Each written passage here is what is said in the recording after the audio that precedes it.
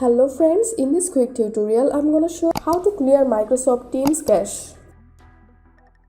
First, open search box and type here run and paste the code here. You will find this code in video description below. Just copy and paste it here, then click on OK. After that, simply select the file or folder you want to delete, or you think these are cache. I'm selecting this folder.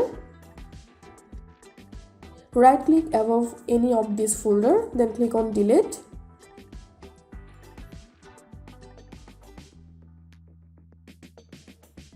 That's it for now. If you benefited a little from this video, then make sure to subscribe this channel. Thank you.